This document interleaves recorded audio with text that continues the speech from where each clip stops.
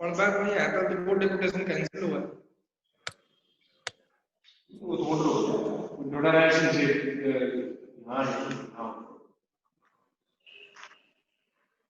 तो नहीं होगी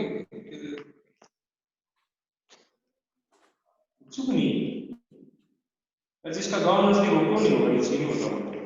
लेकिन मैंने तो कहा था सुनसुड़ी ग्राउंड के नाम मेरे को ग्राउंड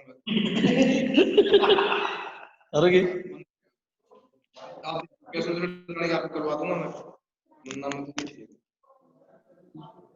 और रुको मन वेर ऐसा करवा नहीं रिश्तेदार करता हूँ बात। हेलो हरी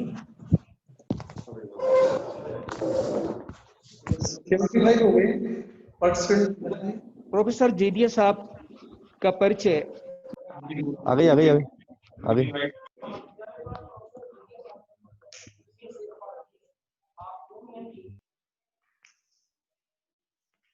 मन बेरो था वो मैं चक्कर में थी दवा उनकी क्या लेगा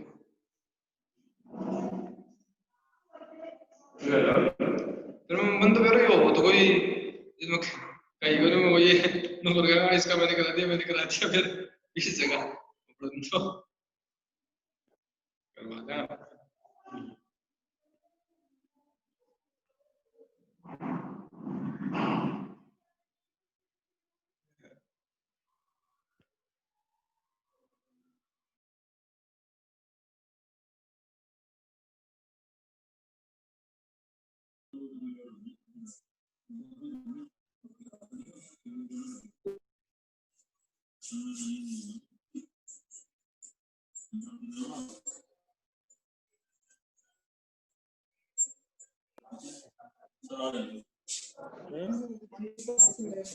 इसमें जुड़ जाना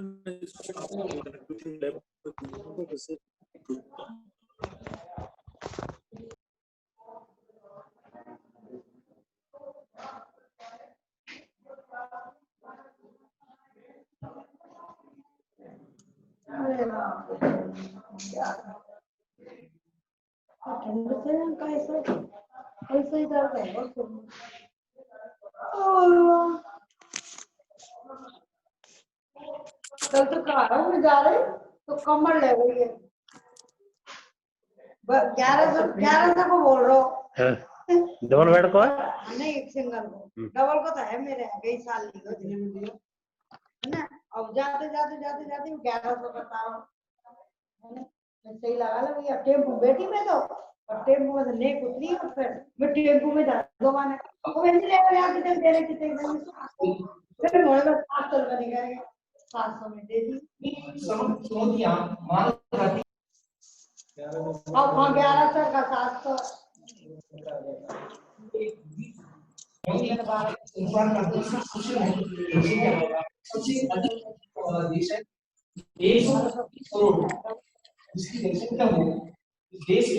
और उसमें जो चक्कर ये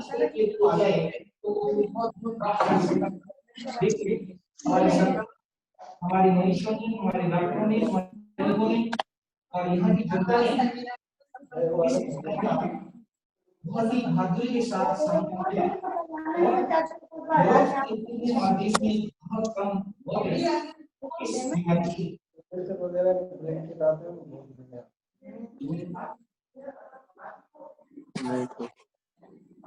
देख तो आप कम से कम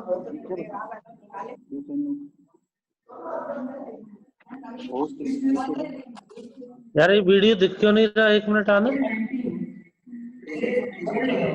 पीछे कोई किसी ने ऑन कर रखा है, म्यूट ऑन करके सबको कर दिया। जिसको क्यों नहीं दिख रहा है, जो कौन बोल रहा है।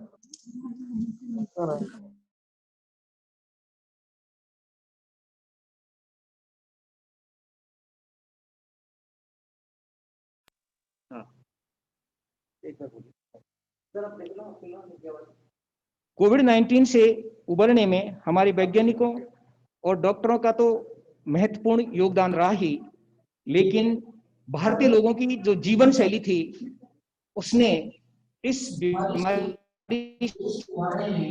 एक महत्वपूर्ण भूमिका अदा से महत्वपूर्ण भूमिका अदा की।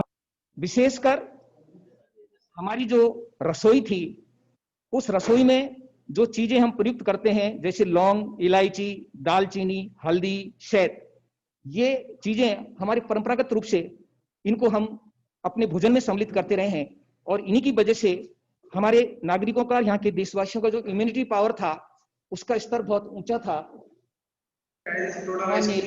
कार्यक्रम के मुख्य अतिथि बांदीकुई के लोकप्रिय विधायक आदरणीय जी.आर. खटाणा जी पधार चुके हैं।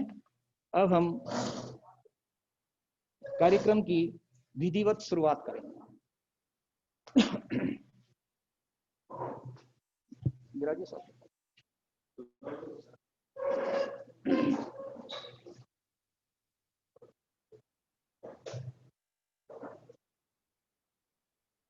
स्वर्गीय राजेश पायलट राजकीय स्नातकोत्तर महाविद्यालय बांदीकुई द्वारा आयोजित इस एक दिवसीय वेबिनार में मैं विधायक महोदय का हार्दिक अभिनंदन करता हूं, स्वागत करता हूं, और विधिवत कार्यक्रम की शुरुआत के लिए मैं अतिथियों से, विधायक महोदय से और प्रोफेसर जयदिया साहब से और कॉलेज की प्राचार्य प्रोफेसर सुनीता विजय जी से मैं आग्रह करूंगा कि आप मां सरस्वती के चित्र पर आप सभी माल्यार्पण एवं दीप प्रज्वलित करके इस कार्यक्रम की शुरुआत करें। कार्यक्रम के मुख्य वक्ता पूर्व कुलपति, देश के प्रमुख चिंतक और समाजशास्त्री प्रोफेसर जयदिया साहब, और इस बांदीकुई क्षेत्र के लोकप्रिय विधायक श्री जी.आर. खटाणा साहब मां सरस्वती की प्रतिमा पर माल्यार्पण करते हुए विद्या की देवी मां सरस्वती, किसी कवि ने कहा है कि बानी जग रानी की उदारता बखानी जाए, ऐसी मति उदित उदार कौन की बही। अर्थात ऐसी इतनी बुद्धि किस व्यक्ति में है कि वो विद्या की देवी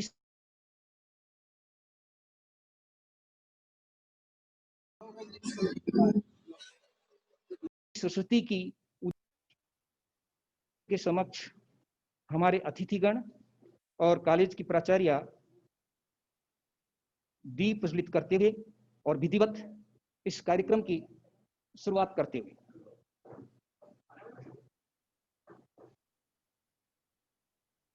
इस कार्यक्रम के संयोजक श्री के.डी. मीणा जी मां सरस्वती के समक्ष दीप प्रज्वलित करते हुए, डॉक्टर के.डी. मीणा साहब जो इस कार्यक्रम के संयोजक हैं। इसके साथ ही कार्यक्रम के आयोजन सचिव डॉक्टर विनोद कुमार भी मां सरस्वती समक्ष दीप प्रज्वलित करते हैं।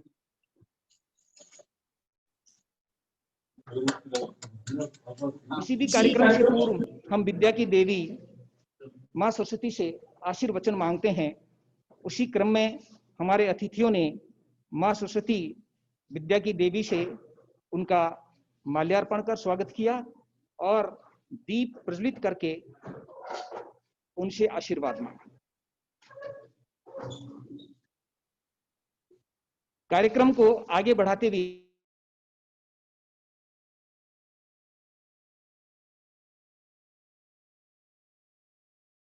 अतिथि पधारे हैं, उनके प्राचार्य प्रोफेसर सुनीता विजय जी से आग्रह करूंगा कि आप हमारे मुख्य अतिथि स्थानीय विधायक श्री जी.आर. खटाणा साहब का बुक्के से स्वागत करें। कॉलेज की प्राचार्य प्रोफेसर सुनीता जी विजय बांदीकुई के लोकप्रिय विधायक श्री खटाणा साहब का स्वागत करते हुए, इस स्वागत की इसी कड़ी में अब मैं आग्रह करूंगा आयोजन सचिव डॉक्टर विनोद कुमार जी से कि आप बुक्के के माध्यम से हमारे इस कार्यक्रम के मुख्य वक्ता पूर्व कुलपति प्रोफेसर श्यामलाल जी जेदिया साहब का अभिनंदन करते हुए, स्वागत करते हुए प्रोफेसर विनोद कुमार जी। उसके बाद मैं आग्रह करूंगा डॉक्टर जी.सी. मीना जी और राव सज्जन सिंह जी, आप दोनों आए और हमारे मुख्य अतिथि माननीय विधायक का शाल और साफा पहनाकर स्वागत करें। डॉक्टर जीसी मीणा साहब और डॉक्टर सज्जन सिंह जी, आप दोनों से आग्रह कि बांदीकुई के लोकप्रिय विधायक जीआर खटाणा साहब का कोई बात नहीं, ठीक।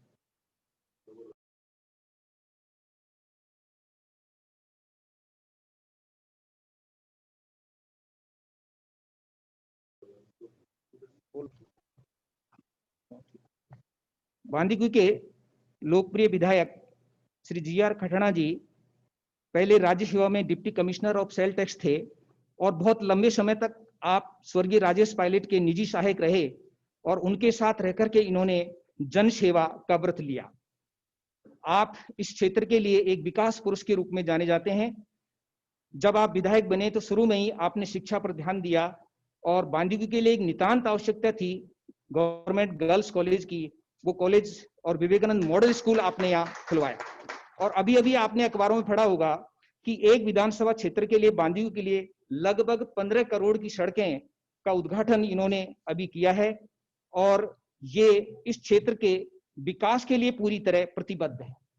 ईसरदा डैम से पानी लाने की योजना भी इन्होंने राज्य सरकार से स्वीकृत करवाई है, जो बांदीकुई की जनता की एक खास मांग थी। स्वर्गीय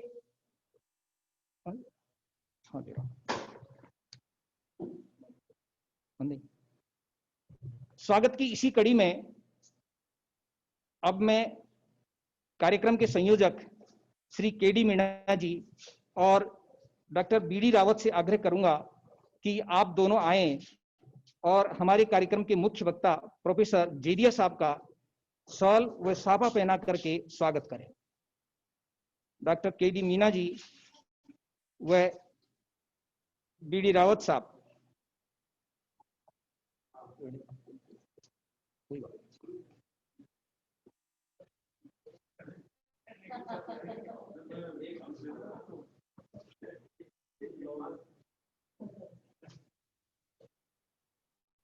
हमारे मुख्य अतिथि जेदिया साहब के राजस्थानी परंपरा से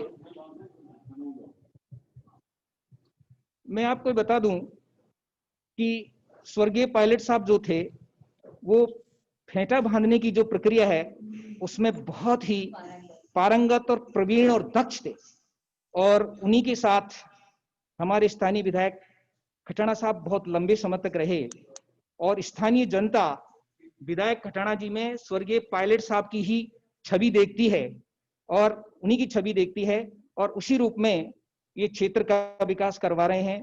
अभी नगर पालिका चुनाव हुए उनमें भी इन्होंने कांग्रेस का बोर्ड बनवाया और एक बहुत ही योग्य व्यक्ति को, महिला को चेयरमैन बनवाया।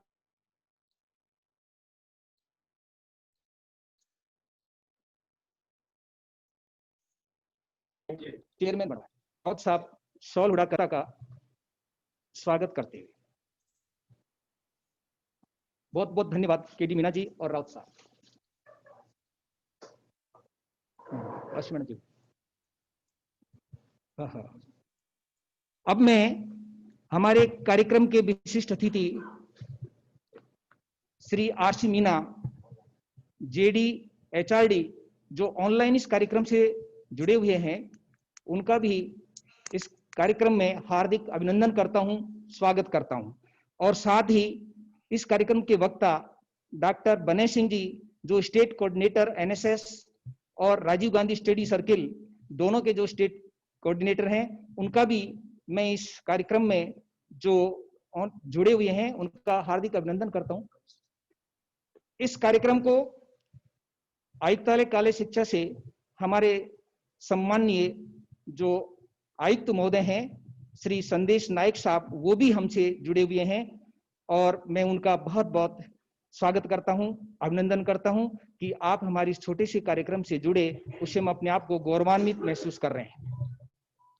अब मैं इस कार्यक्रम को आगे बढ़ाते हुए कार्यक्रम के आयोजन सचिव डॉक्टर विनोद कुमार जी से आग्रह करूंगा कि आप आज की जो ये वेबिनार है उसकी रूपरेखा और उसकी उपादेयता पर प्रकाश डालें डॉक्टर विनोद कुमार।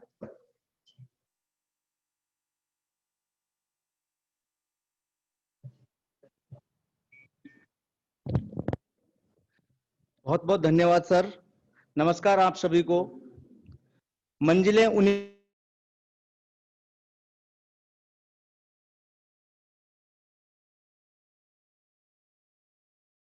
को मिलती हैं, सिर्फ पंखों से कुछ नहीं होता। कि इस पावन भूमि पर मैं डॉक्टर विनोद कुमार बैरवा, स्वर्गीय राजेश पायलट राजकीय महाविद्यालय बांदीकुई की इस राष्ट्रीय वेबिनार में आपका हार्दिक स्वागत और अभिनंदन करता हूं। ऑनरेबल चीफ गेस्ट माननीय विधायक महोदय Shri Gajraj Khatana ji, guest of honour doctor R C Meena ji, joint director HRD, commissionerate college education Rajasthan Jaipur, keynote speaker professor Shyamlal Jedia ji, ex VC Jainarayan Vyas university Jodhpur, ex VC university of Rajasthan Jaipur and ex VC university of Patna, speaker doctor Banne Singh ji, state coordinator NSS and Rajiv Gandhi study circle Jaipur. Online connected हमसे आयुक्त महोदय Shri Sandesh Nayak ji, my teacher and principal Shrimati Sunita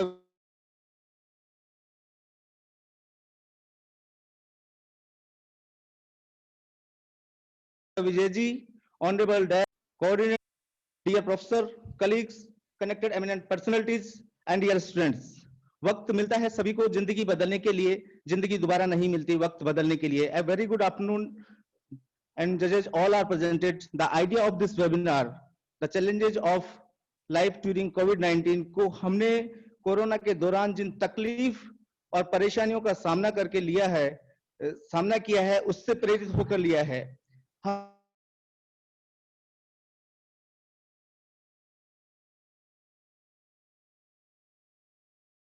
हम सबको विदित है कि आज और जहां हम प्रोफेसर फिजिकली क्लासेस लिया करते थे, उससे महाविद्यालय में हलचल, रौनक रहती थी। आज क्लासरूम्स में सन्नाटा पसरा हुआ है।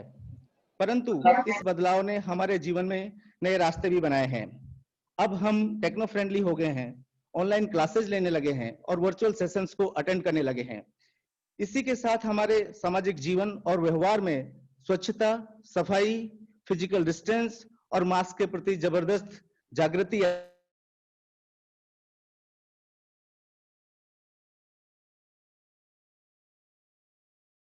आई है। लेकिन इस कार्य ने हमारे सामने अनेकों और इलाज की चुनौती, अर्थव्यवस्था को बचाने की चुनौती, बेरोजगारी की चुनौती, उद्योग धंधों को पुनः स्थापित करना और दोबारा शुरू करने की चुनौती, प्रवासी मजदूरों को रोजगार और पुनर्वास की चुनौती, बंधुत्व की भावना स्थापित करने की चुनौती और सामाजिक ताने बाने को मेंटेन करने की चुनौती। अतः मानवता को बचाने के लिए इन चुनौतियों से उभरना और बाहर आना नितांत आवश्यक है। मैं यहाँ पर एपीजे अब्दुल कलाम सर के वर्ड्स को कोट करना चाहूंगा। Look at the sky, we are not alone, the whole universe is friendly to us and conspires to give the best to those who dream and work. इन्हीं सब चिंताओं पर चिंतन करने के लिए और चिंताओं को समाप्त करने के लिए मूर्धन्य चिंतकों और समाजशास्त्रियों को अपने बीच बुलाया है। इन सब समस्याओं के बावजूद भी आप हमें सकारात्मक रास्तों से अवगत कराएंगे, क्योंकि हर गहरी रात के बाद भोर जरूर होती है। इन सब सकारात्मकताओं को प्राप्त करने के लिए यह आयोजन रखा गया है। आप सभी की दुआएं इस आयोजन की सफलता में हमें साहस और संबल प्रदान करेंगी। बहुत बहुत धन्यवाद। जय हिंद। बहुत बहुत धन्यवाद डॉक्टर विनोद कुमार जी। कार्यक्रम में की हल्की सी त्रुटि को सुधारते हुए मैं अब आमंत्रित करता हूं प्राचार्य प्रोफेसर सुनीता जी विजय को स्वागत भाषण के लिए कि आप आए और स्वागत भाषण दें और ये जो आज का टॉपिक है उस पर भी अपने विचार जो हैं वो व्यक्त करें। कॉलेज की प्राचार्य प्रोफेसर सुनीता जी विजय वर्गीय।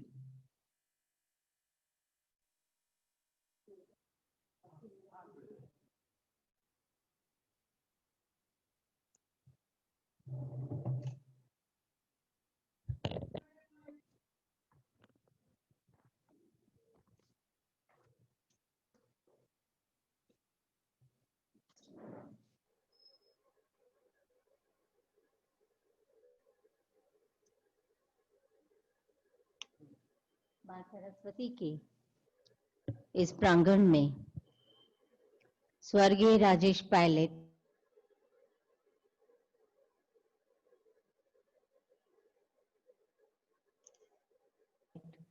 राजकीय बांदीकुई में ही इस वेबिनार के परम सम्माननीय मुख्य अतिथि, सौम्य स्वभाव के धनी, मृदुभाषी और जन जन के हृदय सम्राट, स्थानीय विधायक श्रीमान गजराज खटाना जी, विशिष्ट अतिथि के रूप में हमारे साथ ऑनलाइन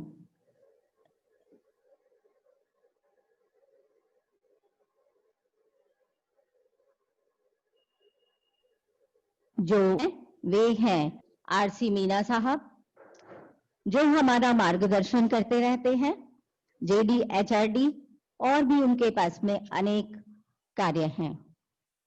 वक्ता के रूप में आज हमने इस विषय को देखते हुए लिया है एक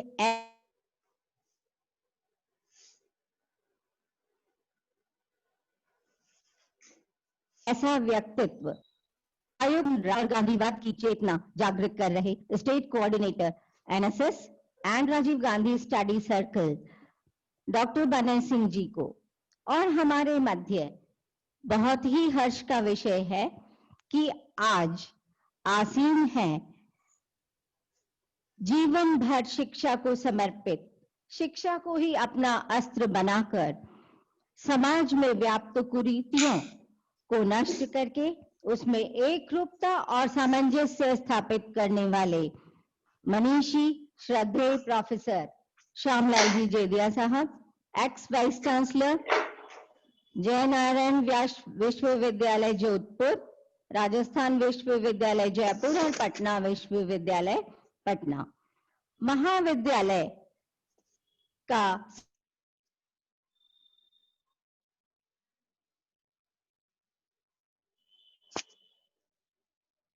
संपूर्ण परिवार ने आपको गौरवान्वित अतिथिगण और आज की इस वेबिनार में जुड़े हुए अपने अपने स्थान से भाग ले रहे सभी विद्वान प्रतिभागी गण का मैं हृदय के गहनतम तल से स्वागत करती हूं।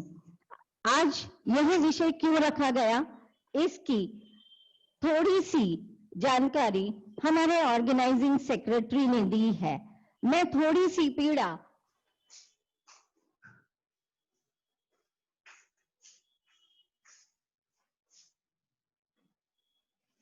आपके सामने व्यक्त करूं। मित्रों, हम भी अपने जीवन काल में ऐसा समय नहीं देखा।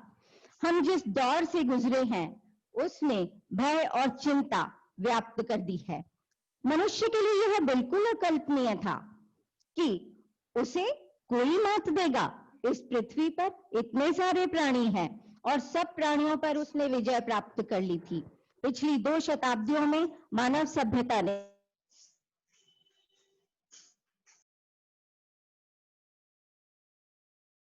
ज्ञान तकनीक स्वयंभू मानने लगा था। अजय प्राणी, ऐसा अजय प्राणी मानव एक छोटे से वायरस से जो कि अदृश्य है परेशान हो जाएगा।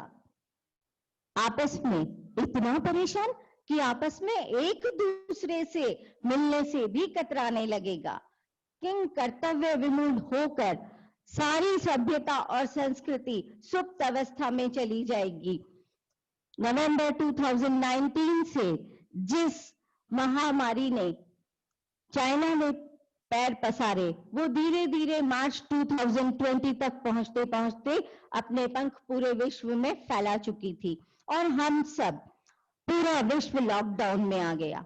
आप सोचिए, जो इंजन कभी बंद नहीं होते थे, इंजन्स कभी बंद नहीं होते हैं, जो रेलगाड़ियां कभी बंद नहीं होती, बसें चलती रहती हैं, एरोप्लेन्स चलते रहते हैं और पूरा विश्व हर समय गतिमान रहता है, वो एकदम बंद हो गया, लॉकडाउन में आ गया। विश्व की अर्थव्यवस्था पहले से ही मंदी में थी और इस वैश्विक मंद अर्थव्यवस्था को और भी अधिक नीचे गिरा दिया है।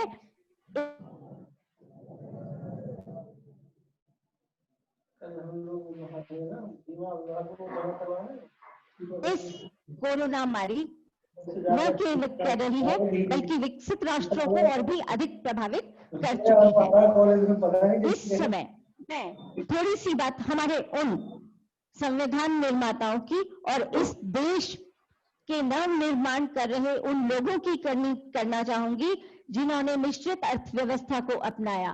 आपको याद होगा सारे कल कारखाने फैक्ट्रियां सब कुछ बंद हो गए थे।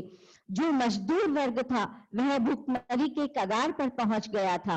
ऐसे में केवल कुछ दयालु हृदय के धर्मार्थ जो व्यक्ति थे उन्होंने उनकी मदद की, धर्मार्थ संस्थाओं ने उनकी मदद की, एनजीओज ने उनकी मदद की और सर्वोपरि सरकार और सरकार के नुमाइंदों ने उनकी मदद की।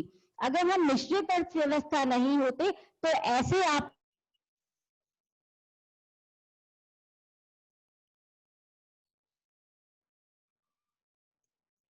आपातकाल में इस मौकों की तलाश में रहता है कि वह कब लाभ अधिक कमा सके। तो ऐसे में निजी क्षेत्र जब खुद ही परेशान है और लाभ की चिंता कर रहा है तो वो कभी भी इस तरह के परमार्थ के कार्य नहीं कर सकेगा। किंतु हम सब इस चुनौती से आगे लड़ेंगे। जो देश एक वर्ष में 25 वर्ष पीछे चला गया, एक वर्ष का ये जो लॉकडाउन रहा है, करीब करीब हम 25 वर्ष विकास के पीछे चले गए हैं। तो हमारी महती जिम्मेदारी है कि हम अब दूरदर्शिता से कार्य करें, दृढ़ निश्चय से कार्य करें और बहुत ही अनुशासन प्रिय रहते हुए स्वयं का विकास करते हुए देश का विकास करें। मित्रों,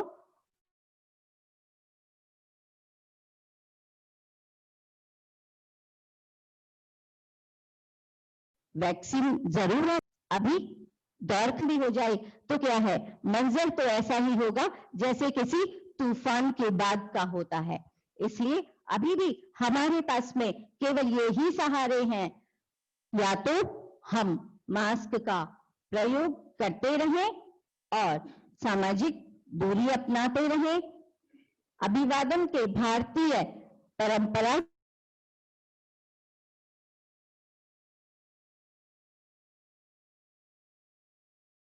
को निर्वहनता और सफाई की ओर भी प्रतिभागी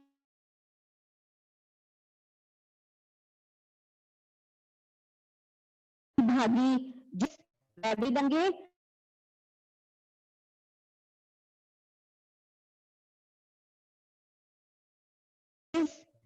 बहुत धन्यवाद। जय। बहुत बहुत धन्यवाद मैडम। मैडम ने बताया कि हमारी मिश्रित अर्थव्यवस्था इस जो कोरोना महामारी आई उसके दौरान उसने देश को बचाया और विशेषकर सार्वजनिक क्षेत्र, सरकारी क्षेत्र जो था वो इस चुनौती का सामना करने के लिए आम जनता के साथ खड़ा रहा, चाहे वो चिकित्सा विभाग हो, चाहे वो राजस्व विभाग हो। और लॉकडाउन की स्थिति जो लंबे समय तक चली उसका मैं 2 पंक्तियों में वर्णन करना चाहूंगा कि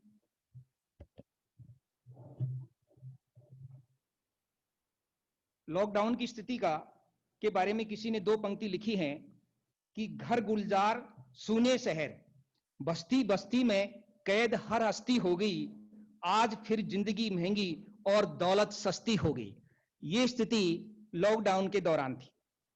अब मैं हमारे इस कार्यक्रम की अगली कड़ी के रूप में इस वेबिनार के जो मुख्य अतिथि हैं स्थानीय विधायक श्री जी.आर. खटाना साहब को आमंत्रित करूंगा कि वे हमें आशीर्वचन दें। श्री जी.आर. खटाना साहब।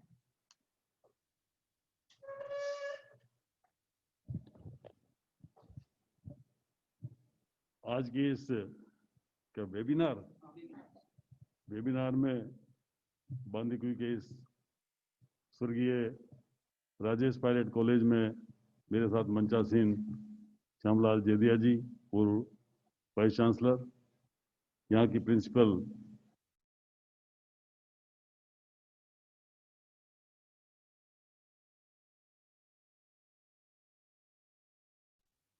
जी, सारी कर्मचारीगण और यहाँ उपस्थित सभी कॉलेज से संबंधित प्रोफेसर्स, लेक्चरर्स और सभी कर्मचारीगण। देखिए, ये कोरोना एक महामारी के ऊपर आप लोगों ने जो एक तरह से जो वार्ता रखी है, संवाद रखा है, और इस की बहुत बड़ी जरूरत है। पूरा देश जो लॉकडाउन में था, तो सारे खासतौर से जो गरीब लोग थे, मजदूर लोग थे, और जो खेत खलियान में, घरों में और ऐसी छोटी जगह पे जो लोग काम कर रहे थे, उनमें एक तरह से ऐसा भय व्याप्त हो गया कि उन्होंने अपने बोरी बिस्तर बांध कर, और उनको ऐसा लगा कि वो अपने जो उनका मूल स्थान है उसके लिए वो चल रही है।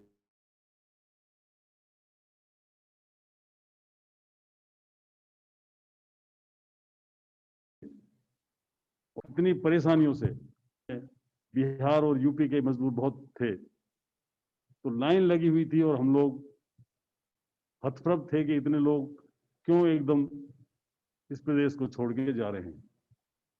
मैं व्यक्तिगत रूप से मानता हूं कि चाहे हमने कितनी भी मदद की हो, पर वो जो निर्णय था एकदम लॉकडाउन का, उसके ऊपर पहले से अगर विचार किया होता और इस परेशानी को जो उन मजदूरों ने झेली उस पर अगर पहले से विचार किया होता तो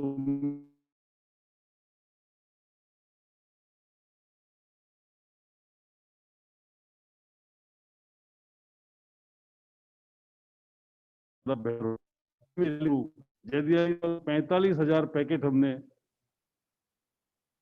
खाने के बंटवाए और लगभग 40,000 के आसपास सूखी जो खाद्य सामग्री थी वो हमने हमारे कॉन्स्टिट्यूंसी में बंटवाई।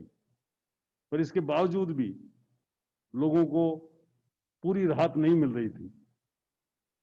ये तो स्थानीय बात है, पर जो पूरे देश का, पूरे विश्व का अर्थव्यवस्था पे जो प्रभाव पड़ा, अभी मैडम बता रही थी कि अगर 1 साल लॉकडाउन रह गया तो समझो कि वो देश 25 साल पीछे चला गया। हम यहाँ लगभग 3 महीने तो एक तरह से लॉकडाउन ही रहे और किसी के कुछ समझ में नहीं आ रहा था कि ये हमने हमारे जीवन में ना तो ऐसा कभी सोचा था और शायद किसी ने भी नहीं सोचा होगा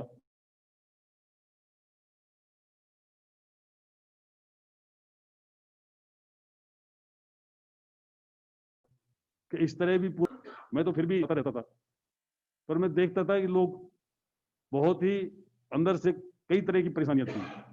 किसी को बीमारी थी, वो डॉक्टर के पास नहीं जा पा रहे थे, किसी को और अपने धंधे से संबंधित बात थी, वो कर नहीं पा रहे थे, और लोगों में एक तरह से ऐसा भय व्याप्त हो गया था कि इस परेशानी से कैसे निकला जाए। पर धीरे धीरे सरकार ने बहुत सारे स्टेप्स लिए और सरकार ने धीरे धीरे लॉकडाउन को भी कम किया, समय कम किया, दिन कम किए और धीरे धीरे अब वापस ये व्यवस्था अपने पटरी पे आने लगी है। अब रात को मैं देख रहा था कि अब 11 तारीख के बाद में शायद स्कूल, कॉलेज,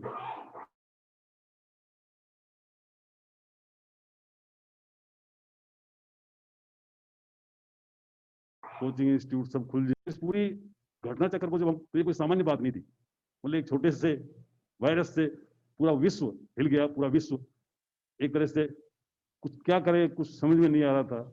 पैदा हो गई थी, वैक्सीन आ रही है, सभी लोग लगवाएं और सबको सचेत करें कि भले ये छोटी बीमारी है पर हमने देखा है कि यहाँ राजस्थान में बहुत बड़े बड़े, पूरे देश में भी, राजस्थान में भी तो काफी समृद्ध लोग भी इसकी चपेट में आए, वो अपने आप को नहीं बचा पाए। तो खासतौर से जो भी मास्क वाला जो एक इश्यू है, हम सबको ये जागृत करें कि हम कहीं भी हों, कैसे भी हों, घर के अंदर तो एक अलग बात है, पर घर के बाहर अगर निकलें तो मास्क लगा के निश्चित रूप से निकलें, मास्क के बिना नहीं निकलें, उसकी आदत ही बना लें। और बार बार सब अखबारों में भी मुख्यमंत्री महोदय भी और सभी ये बात कह रहे हैं कि भाई नो मास्क नो एंट्री। तो आपके भी जब ये कॉलेज खुले तो आप भी बच्चों पे सख्ती से इसकी पालना कराएं, सोशल डिस्टेंसिंग की पालना करें और सब तरह से सचेत रहे ताकि इस बीमारी से हम लोग निजात पा सकें। कॉलेज की जहाँ तक बात है, मैं आता रहता हूँ बीच बीच में, और अभी हमने राजेश पायलट जी को याद करने के लिए ये मूर्ति यहाँ लगवा दी है। ये कॉलेज जेदिया साहब अमिताभ बच्चन जी ने यहाँ आके इस कॉलेज की नींव लगाई थी और वो एक ऐतिहासिक क्षण था। और ये कॉलेज भी अपने आप में दिन दूनी रात चौगुनी बढ़ता जा रहा है। काफ़ी इसके पास ज़मीन भी है और मैं समझता हूँ आने वाले समय में हम लोग इस कॉलेज को और आगे बढ़ाएंगे। सब मिलजुल कर इस कॉलेज को आगे बढ़ाएं, ऐसे ही मैं मनसा रखता हूँ। आप लोगों ने यहाँ बुलाया, हम लोगों का अभिवादन किया, उस सब के लिए मैं आपका शुक्रगुजार हूँ। धन्यवाद। राम राम साहब। बहुत बहुत धन्यवाद खटाना साहब। जैसा कि इन्होंने बताया कि खटाना साहब का इस महाविद्यालय से विशेष लगाव रहा है और यहाँ तक कि पहली बार विकास समिति की मीटिंग में पहली बार कोई विधायक, ये खटाना साहब थे जो विकास समिति की मीटिंग में जिन्होंने शिरकत की थी और महाविद्यालय के विकास के बारे में बैठ करके इन्होंने सभी संकाय सदस्यों के साथ चर्चा की। पहले विधायक थे, अन्यथा हम पूर्व विधायकों को हमेशा निमंत्रण भेजते रहते थे और लेकिन वो आते कभी नहीं थे। तो महाविद्यालय के प्रति इनकी जागरूकता, शिक्षा के प्रति इनकी जागरूकता पूरे क्षेत्र के प्रति बहुत ज्यादा है और इसीलिए मैंने पूर्व में भी ये कहा था उस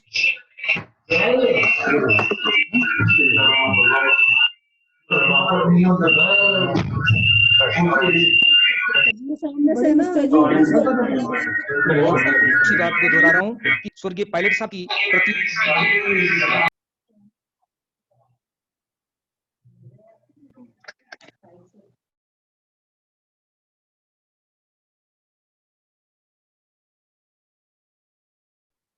और एक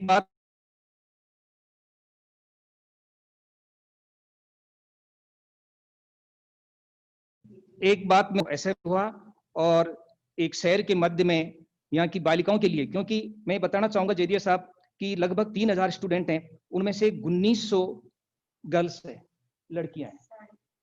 हाँ, तो इसको देखते हुए विधायक महोदय ने एक अलग से गवर्नमेंट कॉलेज खुलवा दिया है जो सेकेंड ईयर है इस साल, उसमें अभी चल रहा है, वो एक विद्यालय में चल रहा है और उनकी इन्होंने जमीन भी अलॉट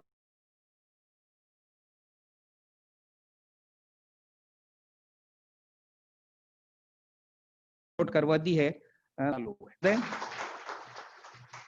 अब मैं हमारे इस कार्यक्रम में जो हमारे ज्वाइंट डायरेक्टर HRD जुड़े हुए हैं डॉक्टर RC मीना साहब से निवेदन करूंगा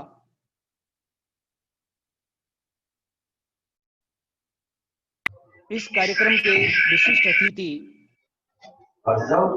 JD HRD doctor RC Meena साहब से आग्रह करूंगा कि आप अपना उद्बोधन देकर के हमें कृतार्थ करें। नमस्कार।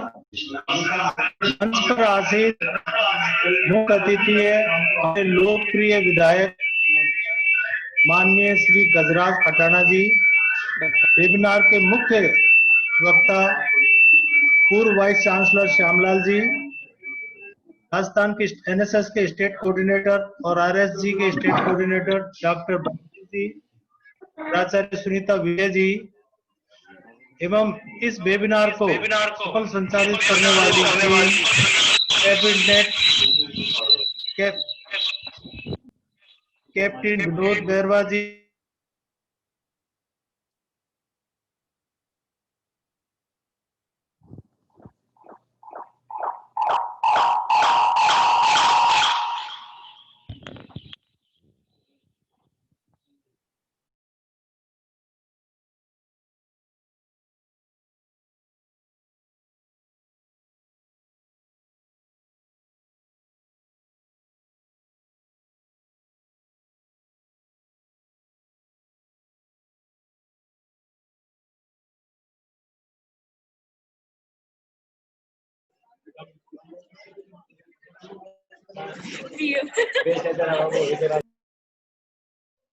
मानव पर इसके सकारात्मक एवं नकारात्मक प्रभाव अनम्यूट पड़े। हो रहा है।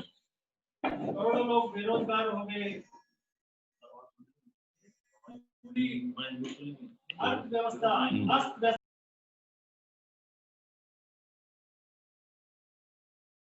तो पूरी तरह कोलैप्स हो गया। डेली लोग कमा करके कमाते थे और खाते थे, उनका सब कुछ जीवन असंतुलित अस्त व्यस्त हो गया। हर कोई ये सोचता था कोरोना पीरियड का, लॉकडाउन पीरियड में करे तो क्या करे। स्थिति ऐसी विचित्र होगी, स्वयं के कुछ हाथ में नहीं, अचानक लॉकडाउन किया गया। पॉलिटिकल कारणों से अचानक लॉकडाउन की समय रहते एक एहतियातन टाइम दिया जाता तो शायद लोग बचते, लेकिन इन सब चीजों के रहते हुए खास तौर से हमारी राजस्थान सरकार ने इस व्यवस्था को इतना शानदार तरीके से मैनेज किया, भीलवाड़ा मॉडल निकल करके बाहर आया। खैर जो भी हो, करोड़ों लोग बेरोजगार हो गए, सकारात्मक प्रभाव पड़ा। पारिवारिक रिश्तों में मित्रों और संबंधियों को याद किया गया। मनुष्य ने न्यूनतम जरूरतों को जीना सीख लिया। वायु जल प्रदूषण कम हो गया।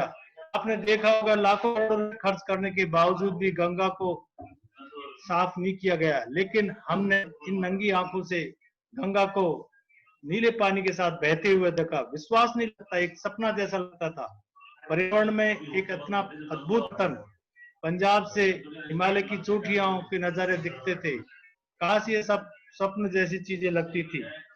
शिक्षा जगत की हम बात करें तो आप देख सकते हैं पूरे वर्ल्ड की स्कूल कॉलेजें बंद हो चुकी थी, स्टूडेंट्स घरों में कैद हो गए, शिक्षण एवं शोध कार्य प्रभावित हुए, शिक्षकों में रोज बेरोजगारी के हालात उत्पन्न हो गए, स्टूडेंट अपने रोज कैरियर को लेकर के अवसाद की स्थिति में आने लगे। करे तो अभिभावकों के मन में चिंताएं बढ़ने लगी, अभिभावकों के मन में चिंताएं बढ़ने लगी। लेकिन नवीन शिक्षा प्रणाली का उदय हुआ, संचार के माध्यमों से शिक्षा के स्रोत बने, ई कंटेंट के लाखों करोड़ों चैनल्स के माध्यम से मटेरियल बाहर आना लगा। लोगों के अंतर्गत एक कंपटीशन की भावना पैदा हुई। अब ज्यादा से ज्यादा यदि मटेरियल उपलब्ध किया जाए तो स्टूडेंट को एक वैकल्पिक व्यवस्था के माध्यम से जोड़ करके उनके आत्मबल को और उनके विश्वास को बढ़ाए रखा जा सके। कमिश्नरेट ने भी अपने स्तर पर बहुत सारी व्यवस्थाएं की ताकि हमारे कॉलेज से जुड़े हुए छात्र छात्राएं, और निश्चित रूप से ये हमारी एक ट्रेडिशनल शिक्षा पद्धति का विकल्प था, लेकिन इस तकनीकी ज्ञान ने हमारे को बनाए रखा और निश्चित रूप से वो उनके लिए फायदेमंद थी। जब पर्यावरण की बात करते हैं तो ओजोन परत में छिद्र काफी हद तक बंद हो गया। एक चमत्कार से बड़ी बात थी। पंजाब में तो वातावरण दूसरी तरफ दिल्ली का जो वातावरण हम देखते थे पर्यावरण से, वहां अमूमन तो आपने देखा होगा एकदम ऑक्सीजन युक्त पटाखे के बिना दीपावली वर्ष का स्वागत लोगों ने सम्मतियों के साथ किया गया। आप एक अलग सा एक वातावरण बनकर गया। हर आदमी अपना आप को सहज महसूस कर रहा था। कोई किसी से बोलने को तैयार नहीं, किसी के आना जाना बंद हो गया।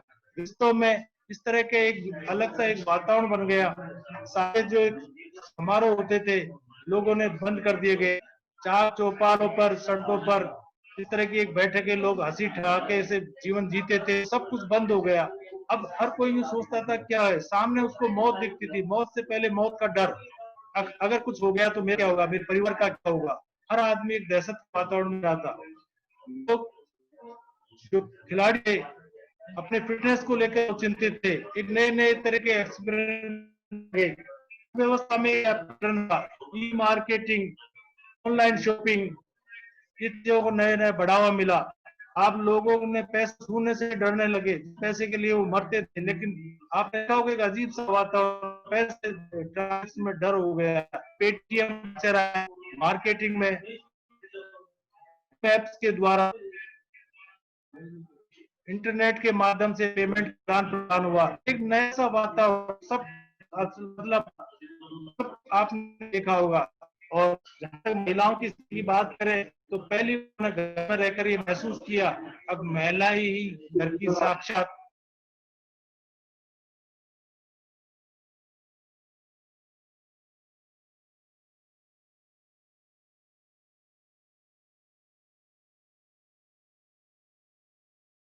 महिला शक्ति अमन का इस मंच के माध्यम से मैं कह सकता हूँ, आज ज्यादा कहीं कहीं हमने कोरोना पर अपना आप अपडेट किया है, मजबूत किया है, तो उसमें हमारी माँ बेटी इनका बहुत बड़ा रोल रहा है।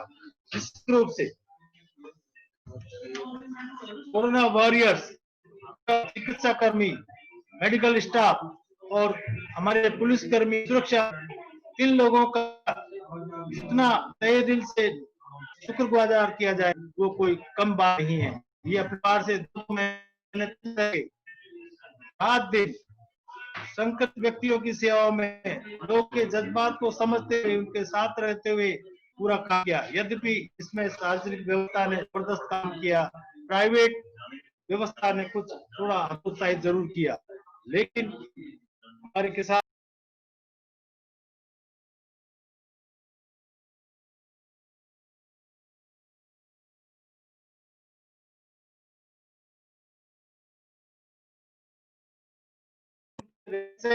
उनकी पानी की व्यवस्थाएं कुछ हद तक इस तरह की राजस्थान के लोकप्रिय मुख्यमंत्री के नेतृत्व में राजस्थान ने एक ऐसा कीर्तिमान स्थापित किया जो भीलवाड़ा मॉडल के नाम से फेमस हुआ।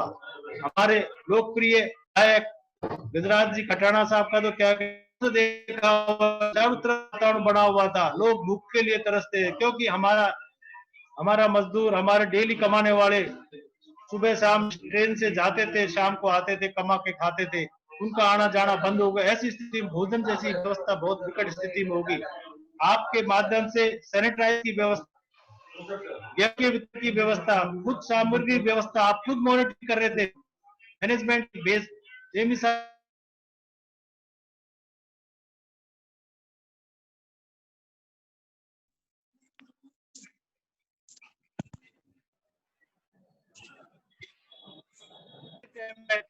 कॉलेज को पीजी का दर्जा दिलाया, सरकारी सरकारी दर्जा, ताकि उसमें विद्वजन प्रोफेसर की नियुक्ति की जा सके। आपने गांव गरीब और दूर दराज की बच्चियों के लिए एजुकेशन का एक प्लेटफॉर्म ऐसा दिया, निश्चित रूप से सदियों तक आपके याद करेगा ये क्षेत्र। अगर आपने उसको सरकार के गठन से पहले ही साल में आपने एक बहुत बड़ा तोहफा दिया। आपकी सक्रियता, विकास समिति में मीटिंग या वेबिनार जैसे एक मंच जिसके माध्यम से आप हमारे संकाय सदस्यों के लिए हौसला अफजाई का एक केंद्र बिंदु बने रहेंगे, ऐसी हमारी कामना है। आगे भी इसी तरह आप जुड़ाव रखें, इससे हमारे साथियों में, युवा बच्चों में और पढ़ने वाले सभी छात्र छात्राओं में एक उत्साह का वर्धन होता है। मैं तो आपसे इस मंच के माध्यम से ये भी कहता हूँ, अब कोरोना पीरियड अभी लंबा चलेगा, ऐसी स्थिति में खेल से जुड़ी कोई गतिविधियां या योग से जुड़ी हुई कोई गतिविधियां कॉलेज के अंदर कोई इस तरह की एक्टिविटी रेगुलर हो या किसी वॉलंटियर एजेंसी के माध्यम से या प्राइवेट के माध्यम से, तो निश्चित रूप से ये कॉलेज के लिए बहुत बड़ा तोहफा होगा। और कॉलेज के वातावरण मेरी तो ये कोशिश है, अगर राजस्थान के मॉडल कॉलेज बने उसमें आयुक्तालय परिवार से कंधा मिला के रहेगा। विकास समिति का फंड आपके माध्यम से कॉलेज की सही गतिविधियों खर्च हो, बच्चों के काम आए, क्षेत्रीय जनता के लिए काम आए, इस आशा और विश्वास के साथ आपसे हम अपेक्षा करते हैं। विधायक महोदय के सहयोग से हम और भी नई कोर्सेज को इम्प्लीमेंट कर सकते हैं। आप निश्चित रूप से आपका जुड़ाव हमें हमारे हौसले को बढ़ाने में सुविधा प्रदान करता है। एक बार मेरी ओर से खास तौर से बांदीकुई जब ये वेबिनार का संचालन की बात की जा रही थी, तो साहब पहली बार हम कर रहे हैं, तो निश्चित रूप से ग्रामीण क्षेत्र की कॉलेज कोई इस तरह की वेबिनार और नए साल का प्रथम सप्ताह में एक शानदार विषय को लेके आप पब्लिक मंच में जाते हैं, उसका एक मैसेज जाता है। मैं आपके आयोजक समिति के सारे ऑफिसर साहिबान को मंच के माध्यम से बहुत बहुत बधाई और शुक्रिया अदा करता हूं कि आपने ऐसे विषय पर जिसकी खास जरूरत है युवाओं में, क्योंकि अब देखिए कॉलेज खुलने का टाइम आ रहा है, परीक्षा सामने है, इन सब चीजों को लेकर के आप किस तरह उनको मोटिवेट करते हैं, और उसके लिए कोरोना जैसा विषय को आपने रखा, तो कहीं कहीं जुड़ करके इस बात को महसूस करेंगे। अब हमारे साथी, आयुक्त की टीम, हमारा क्षेत्रीय विधायक साहब और हम सरकार हमारे छात्रों और युवाओं के प्रति कितनी सजग है। एक बार आपने इसको मेरे को मौका दिया, इसके माध्यम से अपनी वाणी का लिया। मैं मेरी अपनी वाणी को विराम देते हुए आप सभी का पुनः एक बार शुक्रिया अदा करता हूँ। जय हिंद, जय भारत।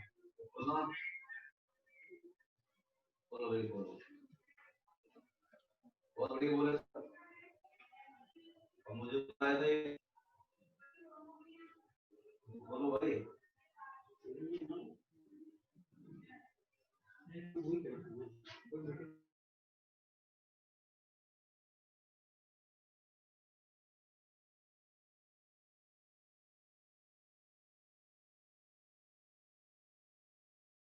म्यूट।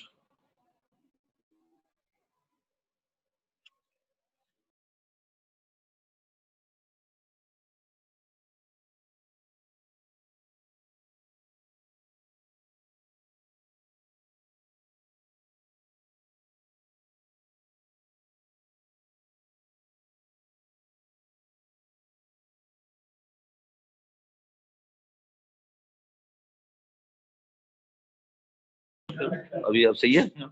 और उधर से बैठो सर, आप बैठो 2 मिनट, चाय मंगाऊंगा। इसको इसको खोलो। आपसे तो लंबा चौड़ा मतलब हम पे तो कुछ आए नहीं, हम तो भूलेंगे क्या। आप बैठो।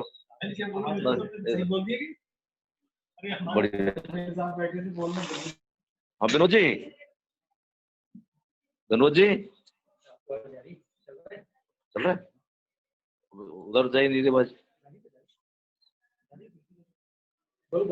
विनोद जी हेलो सर, व्याख्यान शुरू करिए विनोद जी। सर मेरी आवाज आ रही है विनोद जी?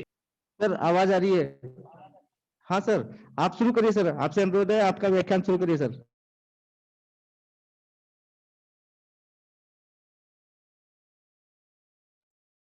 राजेश पायलट